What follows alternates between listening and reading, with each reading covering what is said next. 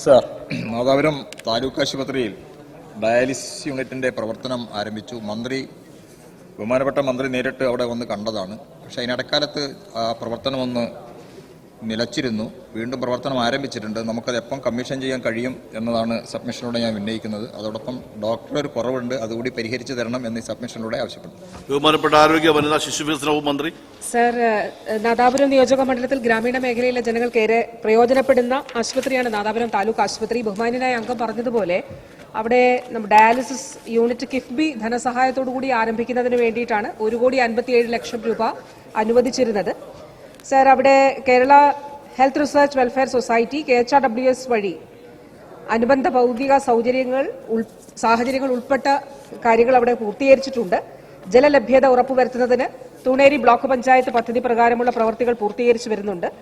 ഉപകരണങ്ങൾ ലഭ്യമാക്കുന്നതിന് വിതരണ ഉത്തരവ് കമ്പനിക്ക് നൽകുകയും ഉപകരണങ്ങൾ വിതരണം ചെയ്യുകയും ചെയ്തിട്ടുണ്ട്.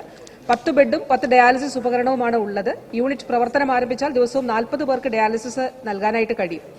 സർ, ഇവിടെ ഡയാലിസിസ് യൂണിറ്റിന്റെ സിവിൽ ആൻഡ് ഇലക്ട്രിക്കൽ വർക്കുകൾ പൂർത്തീകരിച്ചിരുന്നു. എന്നാൽ പ്രസ്തുത ആശുപത്രിയിലെ നിലവിലുള്ള വൈദ്യുതി സംവിധാനത്തിന് പുതിയ ഡയാലിസിസ് യൂണിറ്റിന്റെ പവർ വഹിക്കുവാനുള്ള ശേഷിയില്ല എന്ന് KSEB കണ്ടെത്തിയതിനാൽ ഈ ആശുപത്രിക്ക് HT കണക്ഷൻ നിർദ്ദേശിച്ചിരുന്നു.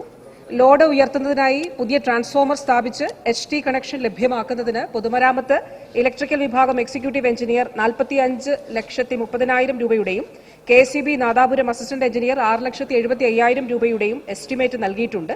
ഇതിന്റെ അടിസ്ഥാനത്തിൽ തൂണേരി ബ്ലോക്ക് പഞ്ചായത്ത് 53 ലക്ഷം രൂപ അനുവദിക്കുകയും ജില്ലാ ആസൂത്രണ സമിതിയുടെ അംഗീകാരം ലഭ്യമാക്കുകയും ചെയ്തിട്ടുണ്ട്. സർ, ഈ പ്രവൃത്തി കൂടി പൂർത്തീകരിച്ചാൽ, HT കണക്ഷൻ പൂർത്തീകരിച്ചാൽ ഉടൻ തന്നെ നമുക്ക് ബഹുമാനായ MLA നിരന്തരമായി ഇടപെടുന്ന ഈ ഒരു വിഷയം അത് നമുക്ക് പരിഹരിക്കാനായിട്ട് കഴിയും. ബഹുമാനപ്പെട്ട അംഗം പറഞ്ഞ ഡോക്ടേഴ്സിന്റെ കാര്യത്തിൽ സർ, ഇപ്പോൾ അവിടെ 13 ഡോക്ടർമാരടക്കം 61 സ്ഥിരം ജീവനക്കാരുടെ തസ്തികയാണ് ഉള്ളത്. 3 ഡോക്ടർമാരെ NHM നൽകിയിട്ടുണ്ട്. അതുകൂടാതെ LSGD ഒരു ഡോക്ടറെ നൽകിയിട്ടുണ്ട്. 2 ഒഴിവുകളാണ് സർ അവിടെ ഉള്ളത്. ജനറൽ മെഡിസിനിൽ ഒരു JC ഒഴിവുണ്ട്. അത് നമുക്ക് സ്റ്റേറ്റിൽ മുഴുവൻ 7 പേരാണ് ഉള്ളത്. അതിൽ യോഗ്യതരായിട്ടുള്ളവരില്ല എന്നുള്ള കാരണത്താൽ അവിടെ ഒരു ഒഴിവുണ്ട്. പക്ഷേ നികത്തുന്നതിന് വേണ്ടിയിട്ടുള്ള നടപടി സ്വീകരിക്കുന്നുണ്ട്. ജനറൽ സർജറിയിൽ സർ ഒരു ഒഴിവ് അവിടെ കാണുന്നുണ്ട്. പക്ഷേ അത് റിപ്പോർട്ട് ചെയ്യപ്പെട്ടിട്ടില്ല. അത് അൺഓതറൈസ്ഡ് ആബ്സെൻസ് ആണ്. സർ, ഈ ഒരു കാലഘട്ടത്തിൽ ആരോഗ്യവകുപ്പ് നടത്തുന്ന ഒരു എക്സസൈസ് കൂടിയാണ്.